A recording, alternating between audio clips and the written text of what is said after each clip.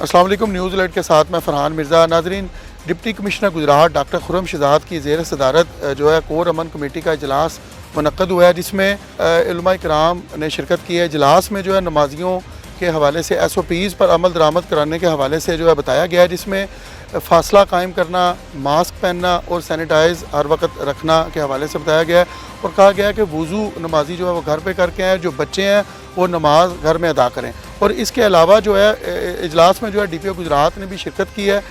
اس موقع پر DPO کا کہنا تھا کہ نمازیوں کو باقاعدہ طور پر ہر نماز کے بعد SOPs پر عمل درآمد کے حوالے سے یقینی بتایا جائے تاکہ اس وبا کو کم کیا جا سکے۔ جو لوگ سینیٹائز نہیں کر رہے یا SOPs پر عمل درآمد نہیں کر رہے، اس حوالے سے جو ہے وہ انہوں نے باقاعدہ طور پر نمازیوں کو، علماء کرام سے کہا ہے کہ نمازیوں کو بریف کریں تاکہ اس وبا پر جو باقاعدہ طور پر جو ہے وہ کنٹرول کیا جا سکے۔ جتنے سرکاری و غیر سرکاری دفاتر میں سینیٹائز کے حوالے سے، ماسک کے حوالے سے باقاعدہ طور پر SOPs پر عمل درآمد کے حوالے سے پابندی لگا دی گئی ہے۔